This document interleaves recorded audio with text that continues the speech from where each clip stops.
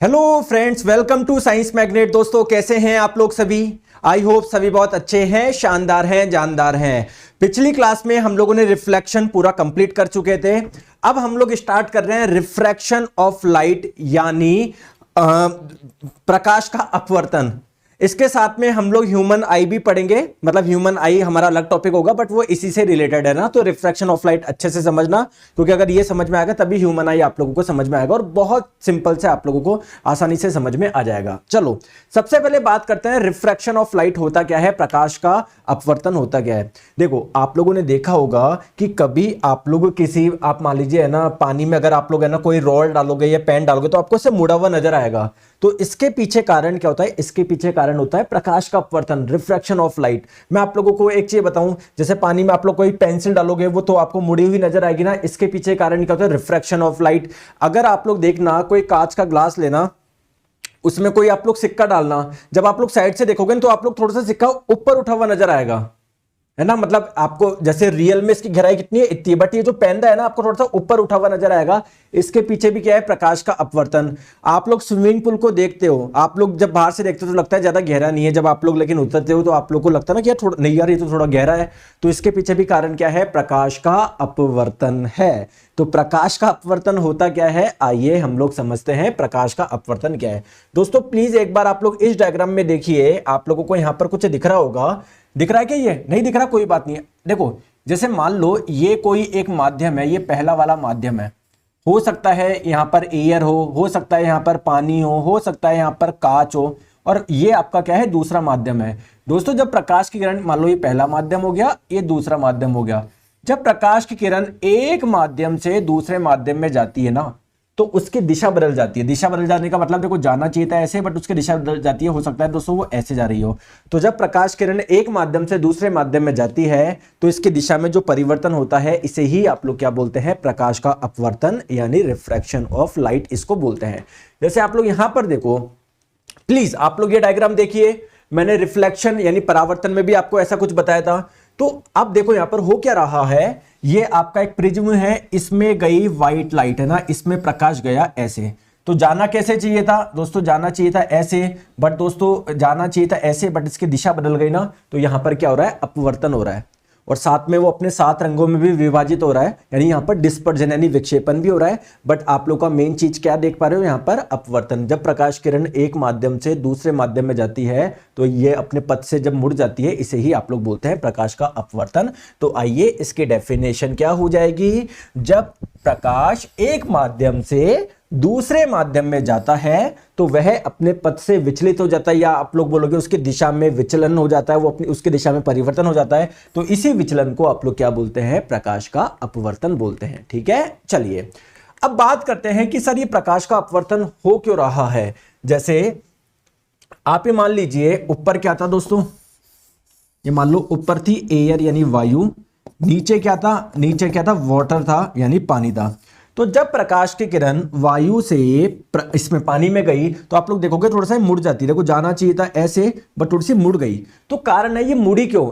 ये इसका विचलन क्यों हुआ? इसका कारण क्या है? तो कारण ये है यार, एयर यानी वायु में प्रकाश की चाल अलग है, पानी में प्रकाश की चाल अलग है। हर माध्यम में प्रकाश की चाल अलग अलग होती है, किसी में ज्यादा किसी में कम। तो एक माध्यम से दूसरे माध्यम में आती है तो उसकी स्पीड बदल जाती है, जिसकी वजह से उसकी दिशा में परिवर्तन हो जाता है। ठीक है, तो आप लोगों से अगर पूछा जाए कि यार ये डायरेक्शन में चेंज क्यों आ रहा है या अपवर्तन हो क्यों रहा है, क्योंकि हर माध्यम में प्रकाश की चाल अलग अलग होती है, तो गति में परिवर्तन के कारण ही ये वाली चीज हो रही है। जैसे आप लोगों को पता है, जैसे जब प्रकाश वायु से जल में जाता है तो दोस्तों जल में प्रकाश की चाल कम होती है, वायु में प्रकाश की चाल ज्यादा है। ठीक है, समझ में आ गया? तो यार जब वायु से जल में जाएगा तो उसकी दिशा में परिवर्तन होगा, क्योंकि वायु में प्रकाश की चाल ज्यादा थी, फास्ट था, जल में कम हो गई, तो फास्ट से एकदम से धीरे होगा तो स्पीड क्या हो जाती है? चेंज हो जाती है। चलो आ जाओ, अब यहां पर मैं आपको कुछ चीज बता रहा हूं। जैसे आप लोग ध्यान से समझो, हम मान रहे हैं कि प्रकाश किरण यहां से यहां पर आ रही है। ये पहला माध्यम है, दूसरा माध्यम है, कुछ भी हो सकता है, हवा हो सकता है, पानी हो सकता है, कांच हो सकता है, केरोसिन हो सकता है, कुछ भी हो सकता है। तो इसको मैंने माना मीडियम नंबर 1, ये पहला माध्यम है, ये दूसरा माध्यम है। ठीक है, प्लीज ध्यान से आप लोग समझना। मान लेते हैं दोस्तों कोई प्रकाश की किरण आ रही है, तो ये क्या है, ये क्या है, ये जो आ रही है इस वाली किरण को क्या बोलोगे, इंसिडेंट रे यानी आपतित किरण। दोस्तों दोनों माध्यम जहां पर मिल रहे हैं इस पॉइंट पर मिल रहे हैं ना, ठीक है, ये वाला माध्यम और ये वाला माध्यम क्या हो रहा है, मिल रहे हैं। तो आपतित किरण जिस पॉइंट पर आई उसके परपेंडिकुलर एक लाइन ड्रॉ कर दीजिए, इसे आप लोग बोलेंगे नॉर्मल यानी अभिलंब। ध्यान रखिए दोस्तों, कोई भी एंगल आप लोग मेजर करोगे ना वो हमेशा कहां से करोगे, नॉर्मल यानी अभिलंब से ही करोगे। तो ध्यान रखिए आप लोग, आपतित किरण अभिलंब से जो कोण बनाती है, ठीक है, ये तो हो गई आपकी आपतित किरण। तो आपतित किरण अभिलंब से जो कोण, आई एम सॉरी दोस्तों ये थोड़ा सा सीक्वेंस ऊपर नीचे हो गया, कोई बात नहीं, मैं आपको समझा दूं, टेंशन क्यों लेते हो यार, मैं बैठा हूं ना। देखो दोस्तों आप लोगों को मैंने क्या बोला, ये कोई प्रकाश की किरण आई, अब दोस्तों एक माध्यम से दूसरे माध्यम में जा रही है तो इसकी दिशा में परिवर्तन होगा। जानी कैसे चाहिए थी दोस्तों, जानी चाहिए थी ये ऐसे, देखो ये जानी चाहिए थी ऐसे, बट आप लोग देख रहे हो इसकी दिशा में परिवर्तन हो गया, ऐसे हो गया, क्यों, क्योंकि इसका अपवर्तन हो गया। तो इस वाली किरण को मैं बोलूंगा अपवर्तित किरण, क्योंकि इसका अपवर्तन हो चुका है, क्या बोलेंगे, रिफ्रैक्टेड रे, ठीक है। और जो भी एंगल आप लोग मेजर करोगे कहां से करोगे, नॉर्मल से करोगे। आ जाओ, तो मैं आपको ये बोल रहा हूं कि ये वाली जो रे होगी इसे आप लोग बोलोगे रिफ्रैक्टेड रे यानी अपवर्तित किरण। आपतित किरण अभिलंब से जो कोण बनाती है इसे आप लोग बोलोगे आपतन कोण। रिफ्रैक्टेड रे यानी अपवर्तित किरण अभिलंब से जो कोण बनाती है इस वाले एंगल को आप लोग क्या बोलोगे, रिफ्रैक्टेड एंगल या रिफ्रैक्शन एंगल, हिंदी में आप लोग बोलेंगे अपवर्तन कोण, ठीक है। आ जाओ, चलो अब दोस्तों मैंने आपको बोला एक माध्यम से दूसरे माध्यम से में आ रही है प्रकाश की किरण, तो माध्यम कौन कौन से होते हैं दोस्तों, दो प्रकार के माध्यम होते हैं। एक होता है डेंसर मीडियम यानी सघन माध्यम, एक होता है रेरर मीडियम यानी विरल माध्यम। सर दोनों में अंतर क्या होता है, रेरर मीडियम आप लोग किसे बोलेंगे, देखो रेरर विरल माध्यम किसको बोलोगे, जिसकी डेंसिटी कम है, और डेंसर मीडियम किसको बोलोगे, जिसकी डेंसिटी ज्यादा है। सर समझ में नहीं आया, जैसे आप लोग मुझे बताइए, मैंने आपको बोला कि इस कंटेनर के अंदर क्या रख दिया आपने, कोई गैस रख दी, तो आपको पता है गैस के मॉलिक्यूल्स कोई कहां पर भागता है, कोई कहां पर भागता है, कोई कहां पर रखता है। मैंने बोला एक कंटेनर में आपने लोहे का टुकड़ा रख दिया, तो लोहे के टुकड़े के जो एटम होते हैं ना वो, क्योंकि सॉलिड है तो सॉलिड में तो एटम बहुत अच्छे तरीके से अच्छे पार्टिकल जो होते हैं आपस में अच्छी तरीके से जुड़े हुए होते हैं। तो आप मुझे बताइए डेंसिटी किसकी ज्यादा है, इसकी या इसकी। डेंसिटी ज्यादा होने का मतलब क्या है, कौन ज्यादा भारी है। तो यहां पर देखो बहुत सारे एटम्स आ गए इस जगह में, यहां पर एटम्स काफी कम आए। तो अगर मैं बोलूं लाइट को कहां से गुजरना आसान होगा, देखो लाइट प्रकाश किरण को यहां से गुजरना आसान होगा, जरा टकराएगी नहीं है, जबकि यहां से गुजरना काफी दिक्कत होगी क्योंकि बहुत सारे एटम से टकराते हुए जाएगी। तो दोस्तों जो रेरर मीडियम होता है उसमें प्रकाश की चाल प्रकाश आराम से चल जाएगा, यानी उसमें प्रकाश की चाल क्या होगी, ज्यादा होगी। तो अगर किसी मीडियम में प्रकाश की चाल यानी स्पीड यानी चाल ज्यादा होगी तो वो आपका रेरर मीडियम होगा। अगर किसी मीडियम में, अगर किसी माध्यम में प्रकाश की चाल यानी स्पीड यानी चाल कम होगी तो वो कौन सा मीडियम होगा, डेंसर मीडियम होगा।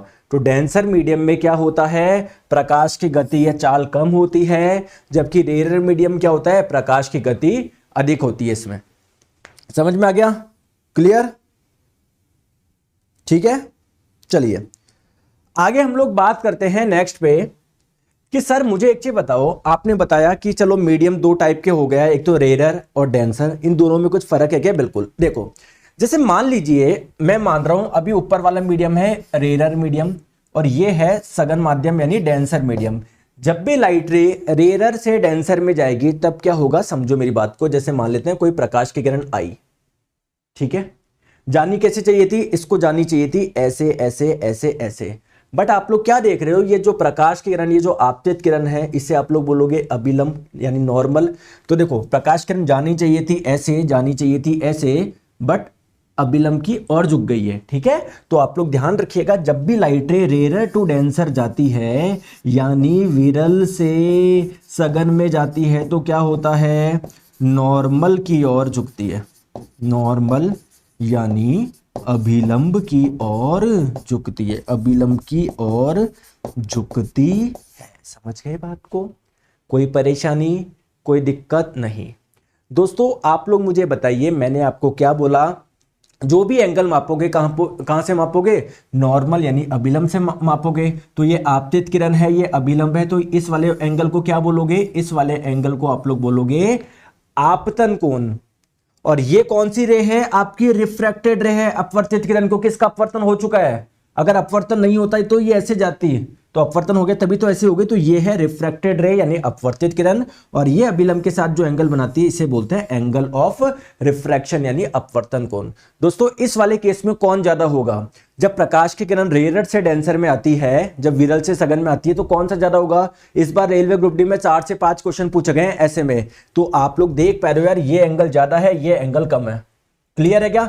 तो इस वाले केस में आपतन कोण का मान ज्यादा होगा अपवर्तन कोण से। ठीक है, तो ये मैंने आपको पहला केस बता दिया। दोस्तों एक केस ये भी तो बन सकता है कि प्रकाश की किरण सघन माध्यम यानी डेंसर मीडियम से रेयर मीडियम में आ रही है।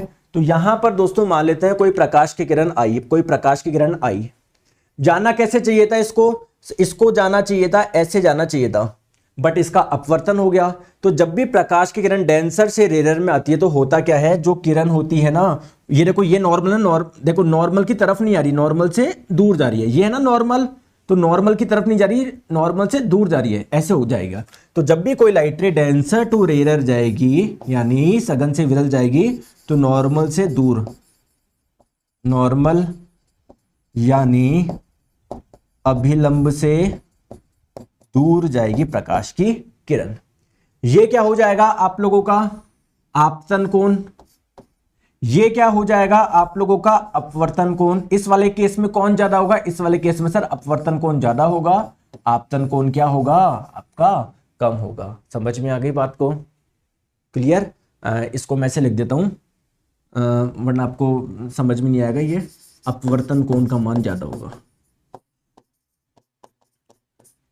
किससे? आपतन कोण से। ठीक है, समझ में आ गई बात को? आ जाओ। अब आप लोग बोलोगे कि सर मान लो रेयर मीडियम है, डेंसर मीडियम है, मुझे कैसा पता पड़ेगा कौन रेयर है कौन डेंसर है? जैसे मैंने आप लोगों को बोला कि वायु में प्रकाश की चाल होती है 3 गुना 10⁸ मीटर पर सेकेंड। मैंने आप लोगों को बोला जो कांच होता है ना उसमें प्रकाश की चाल होती है 2 गुना 10⁸ मीटर पर सेकेंड। तो मुझे बताओ कौन रेयर हुआ कौन डेंसर हुआ? तो जिसमें प्रकाश की चाल ज्यादा होती है वो क्या होता है? एक रेयर मीडियम होता है। तो ये रेयर मीडियम है, विरल माध्यम है, जबकि कांच क्या है? डेंसर मीडियम है। तो दोस्तों किसी भी माध्यम को आप लोग रेयर या डेंसर नहीं बोल सकते परमानेंट कि यार ये हमेशा जीवन में हमेशा डेंसर बनेगा, ऐसा नहीं है।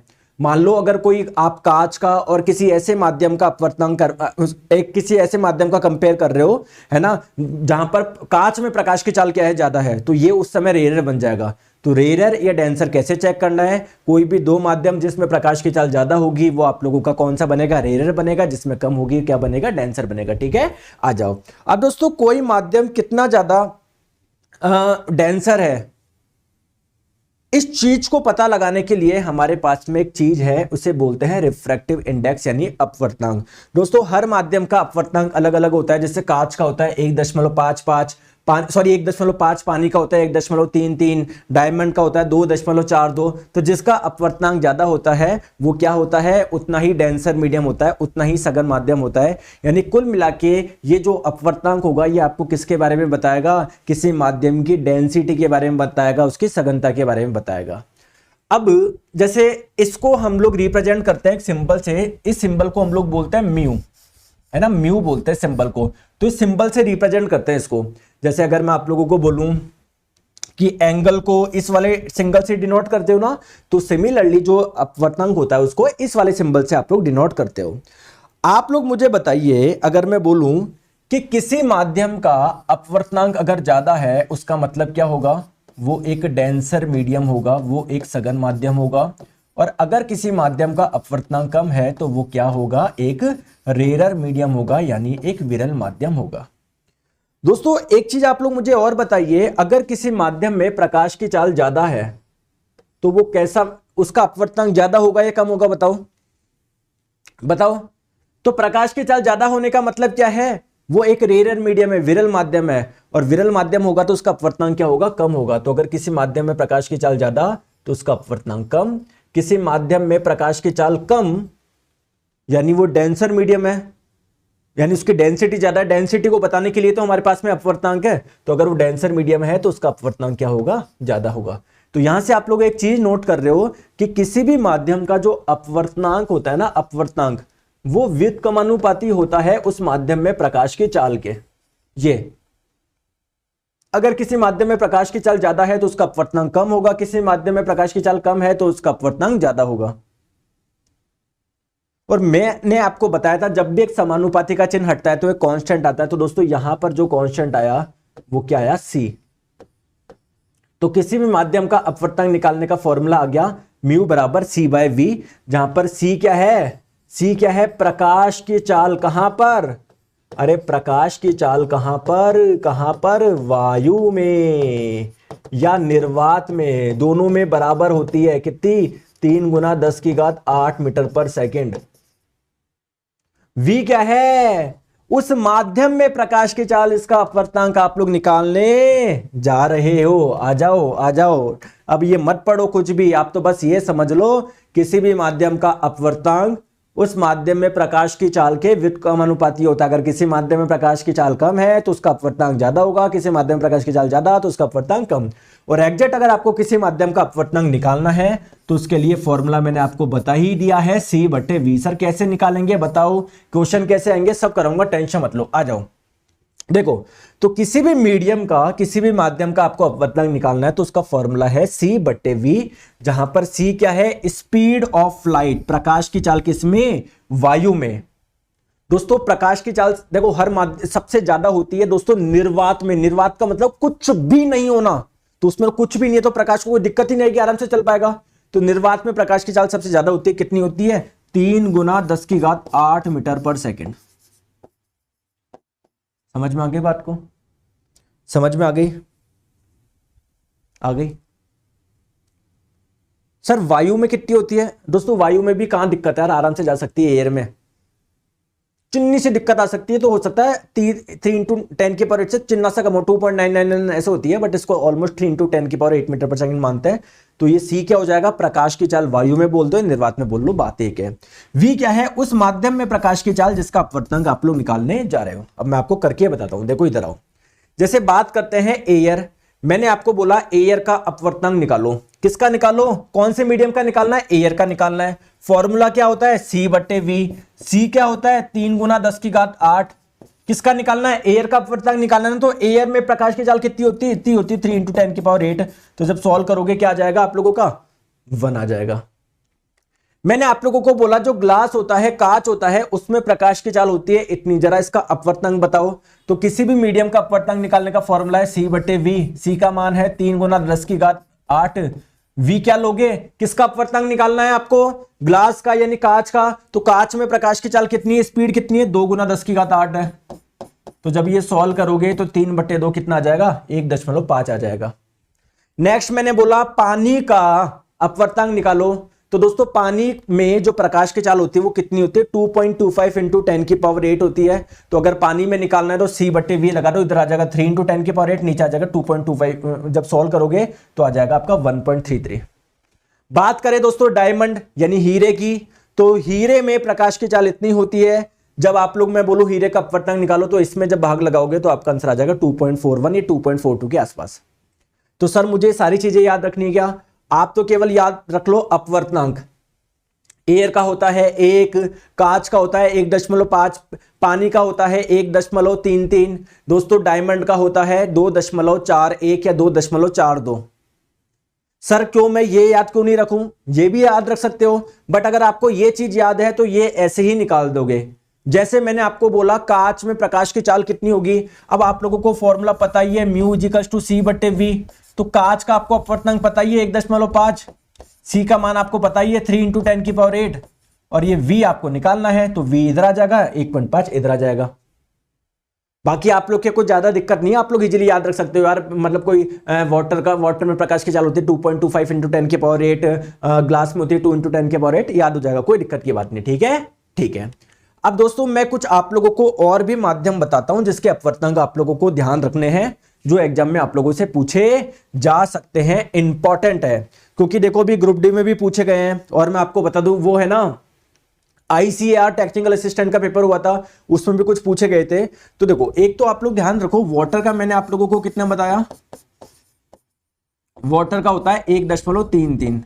दोस्तों आइस जो होती है ना बर्फ, इसका ध्यान रखेंगे 1.31 होता है, एक तो ये याद रखोगे। ठीक है, एक आप लोगों को केरोसिन का याद रखना है 1.44, जो मैं याद बता रहा हूं वही याद रख लेना। बेंजीन का कितना होता है 1.5। अब दोस्तों देखो कांच जो होते हैं वो अलग अलग प्रकार के होता है, क्रूक ग्लास होता है, क्राउन ग्लास होता है। तो ग्लास का आपको पता है 1.5, तो कोई सा भी ग्लास हो ना उसका 1.5 के आसपास ही होगा ना। तो कभी एग्जाम में आए तो घबराना मत, ठीक है। तो ये एक तो ये याद रख लेना, एक ये याद रख लेना, एक दोस्तों आइस का याद रख लेना, ठीक है। और ये आपका एल्कोहल का भी दोस्तों 1-2 बार पूछा जा चुका है, तो इसको भी याद रखना 1.36। 1-2 बार देखोगे इजीली आप लोगों को याद हो जाएगा। चलो अब मैंने आपको बताया था जब परावर्तन पढ़ाया था तो मैंने बताया था यार परावर्तन के कुछ नियम होते हैं। तो यार जब अपवर्तन होता है इसके भी तो कुछ ना कुछ नियम होते होंगे। आइए सबसे पहले नियम के हम लोग बात करते हैं। जैसे मान लो ये प्रकाश की किरण आई है ना, ये प्रकाश किरण आई, जानी चाहिए, रुको, जानी चाहिए थी मान लो ऐसे, बट इसका क्या हो गया, ये मुड़ गई, इसका अपवर्तन हो गया। तो ध्यान रखेंगे पहला नियम क्या बोलता है कि ये जो आपतित किरण है वो अपवर्तित किरण और अभिलंब तीनों एक ही प्लेन में होते हैं, एक ही तल में होते हैं। जैसे ये तीनों क्या है, एक ही प्लेन यानी एक ही तल में होंगे तीनों, ठीक है। तो ये आप लोगों का पहला नियम है।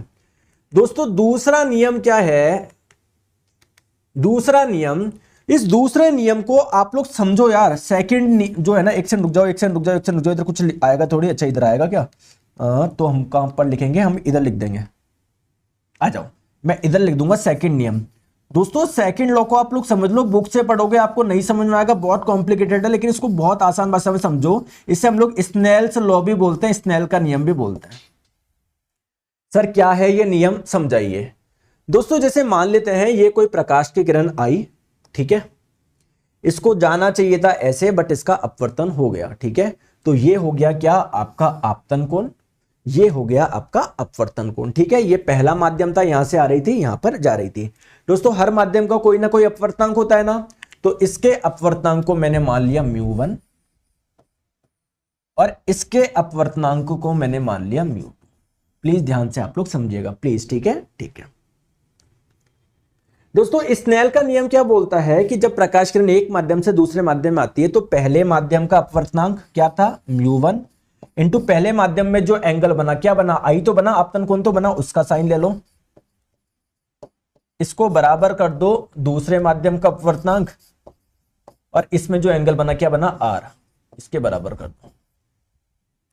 मतलब ये वाली चीज हमेशा इसके बराबर होगी, ठीक है। तो इसको मैं और क्या लिख सकता हूं, साइन आई बट्टे sine r is equals to μ2 by μ1। समझ में आ गया, ये लिख सकता हूं। अब आप तो समझो, जैसे मान लीजिए ऊपर क्या थी, एयर थी, वायु थी, तो वायु का अपवर्तनांक कितना होता है, 1 होता है। यहां पर मान लो दोस्तों ग्लास था, कांच था, इसका अपवर्तनांक कितना होता है, 1.5, ठीक है।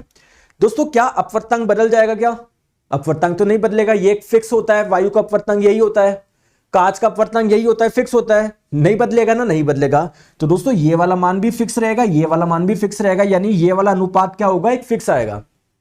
तो स्नेल का नियम कि जब आप लोग डेफिनेशन देखोगे तो कई बार ये लिखा होता है, जब प्रकाश की किरण एक माध्यम से दूसरे माध्यम में आती है, या मैं आपको बोलूं जब प्रकाश का अपवर्तन होता है ना, तो साइन आई और साइन आर यानी आपतन कोण का साइन और अपवर्तन कोण के साइन का अनुपात एक फिक्स होता है। वो फिक्स क्यों है, क्योंकि ये भी फिक्स है, ये भी फिक्स है।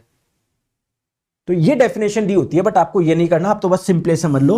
आपको क्योंकि न्यूमेरिकल ही पूछेगा, कभी डेफिनेशन नहीं पूछेगा, कभी भी नहीं पूछेगा। तो जब आपको कहीं पर न्यूमेरिकल में अप्लाई करना है, भी बहुत सारे क्वेश्चन करेंगे, टेंशन मत लो आज और कल में। तो ये आप लोगों का पहले माध्यम का अपवर्तनांक, पहले माध्यम में जो कोण बन रहा है ना, उसका साइन लो, इसको आप लोग बराबर कर दो किसके, दूसरे माध्यम का अपवर्तनांक जो कि क्या है, μ2 है, और दूसरे माध्यम में जो कोण बन रहा है उसका साइन इसके बराबर आप लोग कर दीजिए, ठीक है। समझ में आ गया। तो आई होप आप लोगों को दूसरा नियम समझ में आ गया होगा। अब दोस्तों यहां पर क्रिटिकल एंगल हम लोग नेक्स्ट क्लास में करेंगे। अभी मैं आपको कुछ एक चीज और बता देता हूं, वो हम लोग समझते हैं, फिर हम लोग कल पढ़ेंगे क्रिटिकल एंगल वाला पार्ट, ठीक है। क्या चीज मैं बता रहा हूं दूसरी, ध्यान से आप लोग समझो। देखो दोस्तों आप लोगों को अभी पता है अपवर्तनांक, मैंने आपको बताया, क्या क्या बताया, शॉर्ट में लिख देता हूं। यहां पर ग्लास का आपको पता है 1.5, वाटर का आप लोगों को पता है 1.33, डायमंड का आप लोगों को पता है 2.42 है ना, और आप लोग मुझे बताओ एयर का आप लोगों को पता है 1 है, आइस का आप लोगों को पता है 1.33 है, ठीक है। ऐसे कुछ आप लोगों को अपवर्तनांक पता है। दोस्तों ये सारे अपवर्तनांक को आप लोग क्या बोलोगे, एब्सोल्यूट। ये एब्सोल्यूट रिफ्रैक्टिव इंडेक्स है, एब्सोल्यूट। अब इसका मतलब समझाऊंगा, टेंशन मत लो। जिसे आप लोग हिंदी में बोलते हैं निरपेक्ष। जैसे मैंने बोला कांच का अपवर्तनांक बताओ, आपने बोल दिया 1.5। अगर मैं बोलता कांच का अपवर्तनांक पानी के सापेक्ष बताओ, तो आप ये आंसर नहीं दे सकते थे ना। तो एक तो होता है एब्सोल्यूट, एक होता है रिलेटिव।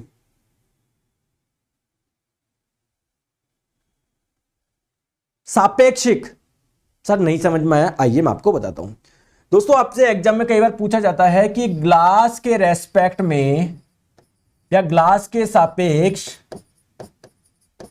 पानी का बताओ, पानी का अपवर्तनांक क्या होगा, आप लोगों से ये पूछा जाता है। कैसे करोगे, आ जाओ मैं आप लोगों को बताता हूं। एक सिंपल सी चीज मुझे बताइए, अगर मैं आपको बोलूं आपको केवल ग्लास का निकालना है, ग्लास का, तो क्या फॉर्मूला लगाएंगे, C/V। जहां पर V कौन सी लोगे, ग्लास में क्या, कांच में प्रकाश की चाल, ठीक है। अगर मैंने आपको बोला वाटर का निकालो तो क्या फॉर्मूला लगाओगे, वही C/V। V कौन सा, वाटर में क्या है, ठीक है, ये है। जब बोला जाता है ग्लास के सापेक्ष पानी का, तो इसको लिखते कैसे हैं, जैसे ग्लास के सापेक्ष पानी का, तो इसको ऐसे लिखेंगे। किसका निकालना है, वाटर का, वाटर को लिखेंगे ऊपर। किसके सापेक्ष निकालना है, ग्लास के सापेक्ष, कांच के सापेक्ष, तो उसको लिखेंगे नीचे। जब आप लोग इसको सॉल्व करेंगे ना, तो ये किसके बराबर होता है, किसके बराबर होगा, ठीक है। तो ऊपर वाले का अपवर्तनांक और नीचे क्या है, ग्लास, तो ग्लास वाले का अपवर्तनांक, तो ऐसे आप लोगों का निकल जाएगा, ठीक है। तो वाटर का आप लोगों को पता ही है कितना होता है, 1.33 होता है। ग्लास का आपको बताइए 1.5, तो आप लोगों का ऐसे हो जाएगा। समझ में आ गई बात को। जैसे मैंने आप लोगों को बोला कि डायमंड के रेस्पेक्ट में वाटर का निकालो, तो अपवर्तनांक किसका निकालना है, वाटर का निकालना है, तो उसको ऊपर लिखेंगे। किसके रेस्पेक्ट में, डायमंड के रेस्पेक्ट में, तो इसको नीचे लिख दिया मैंने। ऊपर क्या है, वाटर, तो ऊपर आ जाएगा वाटर का रिफ्रैक्टिव इंडेक्स। नीचे क्या है, डायमंड, तो नीचे आ जाएगा डायमंड का रिफ्रैक्टिव इंडेक्स। वाटर का कितना होता है, 1.33, डायमंड का होता है 2.42। तो सॉल्व कर लोगे, आपका आंसर आ जाएगा। और बताऊं मैं आपको, मैंने जैसे आप लोगों को बोला आइस के रेस्पेक्ट में वाटर का निकालो, तो किसका निकालना है, वाटर का। किसके रेस्पेक्ट में, आइस के रेस्पेक्ट में, तो ये आ जाएगा नीचे। इसको कैसे सॉल्व करेंगे, ऊपर क्या है, वाटर है, तो ऊपर आ जाएगा वाटर का रिफ्रैक्टिव इंडेक्स। नीचे क्या है, आइस है, नीचे आ जाएगा आइस का। क्लियर। तो μW का मान होता है 1.33, आइस का क्या होता है 1.31। समझ में आ गई बात को, समझ में आ गई। लेकिन क्वेश्चन कई बार एग्जाम में घुमा के पूछ लिया जाता है। देखो ऐसे आप लोग समझो, मैंने क्या बोला, अभी मैंने आपको बताया कि अगर आप ग्लास का निकालते तो कैसे निकालते, C/VG। अगर आप लोग वाटर का निकालते तो कैसे निकालते, C/VW, ठीक है। अगर मैं आप लोगों को बोलूं ग्लास के रेस्पेक्ट में वाटर का निकालना है, तो उसको ऐसे लिखेंगे। इसको और कैसे लिखेंगे, μW/μG, ऐसे तो लिखेंगे। तो दोस्तों μW का मान कितना है, C/VW, और μG का मान क्या है, C/VG। तो C से कटा, ये क्या आ जाएगा, VG/VW, ठीक है। तो आप लोग क्या देख पा रहे हो, अगर ग्लास के रेस्पेक्ट में वाटर का निकालना है तो क्या हो जाएगा, वाटर का रिफ्रैक्टिव इंडेक्स बट्टे ग्लास का रिफ्रैक्टिव इंडेक्स।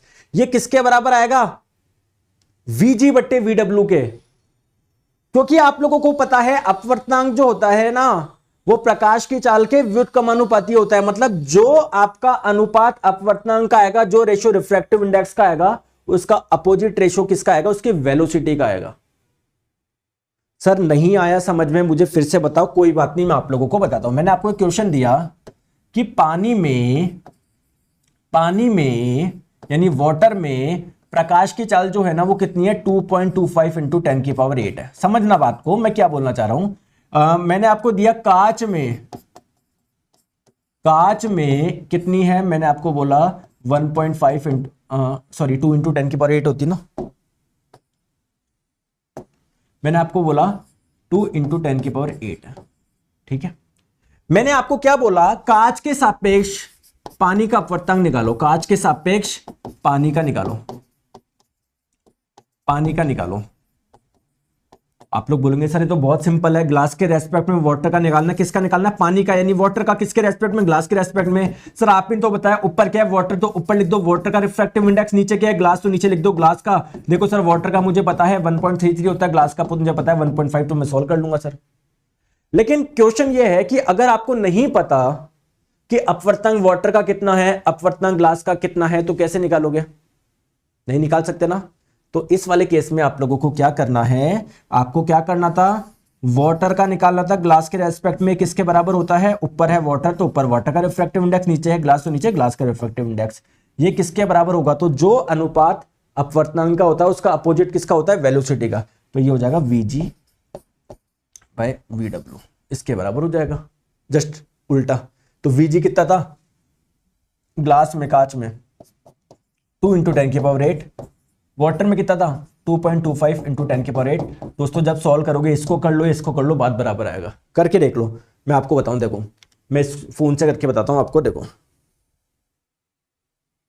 1.33 बाय 1.5 ये आ रहा है आप लोगों का 0.888 है ना, और ये 2, ये 10 की पावर 8 से 10 की पावर 8 कट गया, 2/2.25 ये कितना हो जाएगा? ये भी 0.88 आ रहा है। ठीक है, समझ गए बात को? ठीक है दोस्तों, नेक्स्ट हम लोग बात करते हैं कि क्या किसी माध्यम का अपवर्तनांक 1 से कम हो सकता है क्या? बताओ, मैंने आपको इतने सारे बताए थे अभी, बताओ किसी माध्यम का अपवर्तनांक 1 से कम हो सकता है क्या? किसी का भी देख लो, 1 से कम दिख रहा है क्या? क्यों सर 1 से कम क्यों नहीं हो सकता? समझो, किसी भी माध्यम का अपवर्तनांक आप लोग निकालते हो तो फॉर्मूला क्या होता है? C/V। दोस्तों C क्या है? प्रकाश की चाल वायु में निर्वात में कितनी होती है? 3 × 10⁸। दोस्तों प्रकाश की चाल सबसे ज्यादा ही यहां पर होती है, यार निर्वात में कुछ भी नहीं है, वहां पर प्रकाश सबसे तेज चलेगा। इसके अलावा अगर आप बात करो पानी में, कांच में, हीरे में, सभी में प्रकाश की चाल कम होगी। तो यार ये वाला मान क्या होगा? कम होगा ना, ये वाला मान कम होगा, ये वाला मान ज्यादा होगा, तो हमेशा अपवर्तनांक 1 से ज्यादा आएगा। लेकिन हां अगर रिलेटिव रिफ्रैक्टिव इंडेक्स की बात कर रहे हो, देखो रिलेटिव का मतलब क्या है? जैसे मैं आपको बोलूं यार सापेक्षिक अपवर्तनांक की, जैसे कांच के सापेक्ष पानी की, तो ये आ सकता है, ये कम आ सकता है, 1 से कम आ सकता है। वो डिपेंड करेगा आप किसके सापेक्ष किसका निकाल रहे हो। तो दोस्तों आज के लिए इतना रखते हैं, थैंक यू सो मच, और मस्त रहिए। आपको सारी चीजें मैं क्लास में करा दूंगा, आपको कुछ भी पढ़ने की जरूरत नहीं है। बस जैसे कोई भी चैप्टर होता है तो उसका जाके आप लोग टेस्ट अटेंड कर लीजिए, उसका सॉल्यूशन भी दे रखा है, 1-2 क्वेश्चन अगर नहीं बनते हैं तो सॉल्यूशन से सीख लिया करो। सारी आप लोगों के लिए चीजें दी गई है, बेस्ट चीजें दी जा रही है, बस अच्छे से पढ़ाई करो और सिलेक्शन लो। ठीक है, thank you so much. Next class में हम लोग स्टार्ट करेंगे क्रिटिकल एंगल से। Bye bye.